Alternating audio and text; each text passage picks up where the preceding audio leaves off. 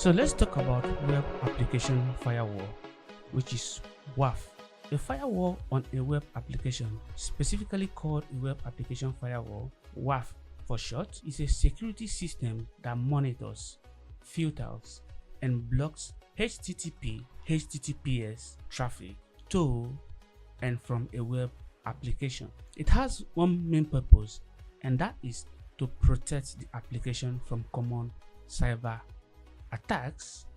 So what this WAF does is simply to protect hackers from having access to a web application, prevent hackers from shutting down or taking a web application offline. Web application firewall is the defender of web applications. So let's see some of the common attacks that the WAF prevents from a web application. First one is SQL injection. If you stay on this channel, we're going to talk about SQL injection. We're going to explain it in details and you're going to understand it.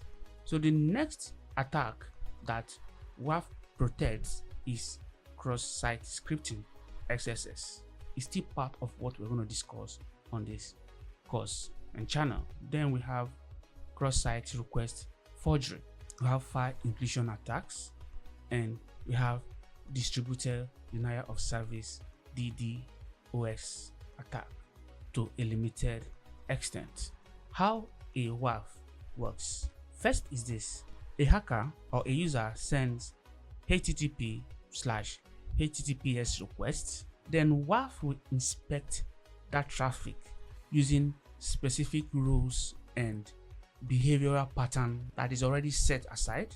Then the web application receive only the filtered request, meaning that a request that is suspicious will not be able to pass through the WAF because the firewall is going to filter it and allow only the normal request to go through. So that is this. Then a WAF sits between the user and the web application so that it can be able to inspect all incoming and sometimes outgoing traffic using predefined rules or behavioral model. For example, if the behavior of a request is abnormal, the WAF can filter it out.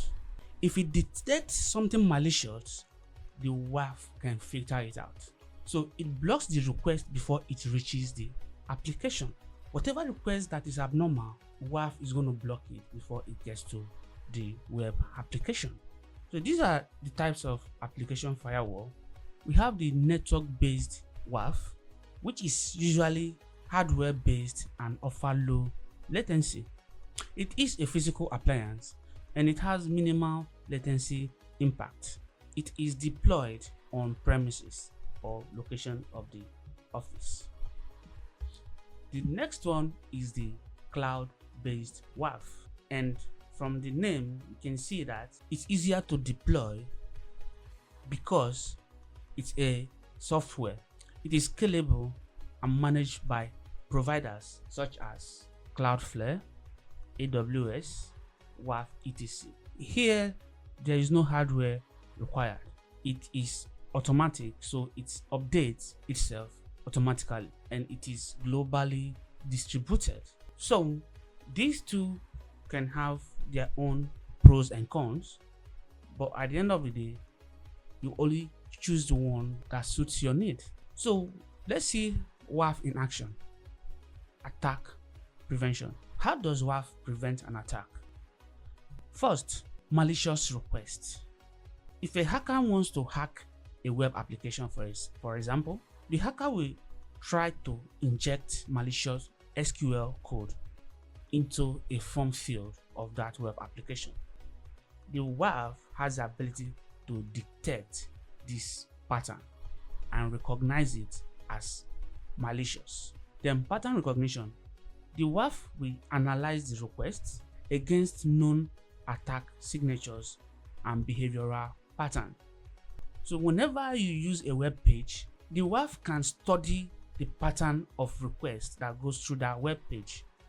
And if the WAF detects an unusual pattern, WAF has the ability to filter that unusual pattern out. So that is it. Now, threat mitigation. Upon detecting a malicious request, the WAF will block the request, preventing potential data breach. So this is how it is. Consider a WAF as a bodyguard in a house or the security personnel, and a thief is trying to break into the house. The thief will have to encounter the bodyguard or the security personnel before the thief can have access to the house. But if the bodyguard questions the thief and discover that the thief has no business in that house, the bodyguard is going to send the thief away and protect the house.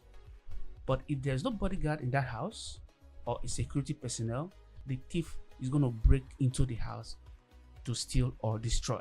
So the WAF is a protection on a web application. Let's look at the WAF architectural design. Number 1, internet users send requests to access web application. WAF layer filters and inspects all traffic. Web applications receive only legitimate requests. Those requests are those that the web application receives every now and then, and by doing so, the database is protected from malicious queries. So this is the function of WAF. Now that we know the function of WAF, how do we detect if a web application has WAF, or how can we know the exact WAF that is available on a web application? Let's head over to Kali Linux and we'll show you how to detect what WAF is used by a web application. Now that we've seen what WAF can do, let's now try to see how we can use it on Kali Linux. Before we continue, I want you to know that this Wafw00f, it's spelled using alphabet and numbers. These two you see here is actually 0 and not O. So if I'm to do this again, I'm going to go like this: WAF W00f. So we're going to check Cloudflare, and what we are doing here is passive information gathering. Why? Because we're trying to look out for information that is open to the general public. So I'm going to say .com, and here says checking http cloudflare.com. The site Cloudflare is behind Cloudflare Incorporated. So what that means is that this is the firewall behind this domain or this website. Now, this is as simple as what it looks. It's just a tool for finding out the security behind a web application. So in the same way, we could also try our example.com, and don't forget to add HTTPS to avoid any error. So I'll send that, and look at this. No WAF detected by the generic detection. So we clear the screen and we go again. Let's check text php dot vulnerable.web.com.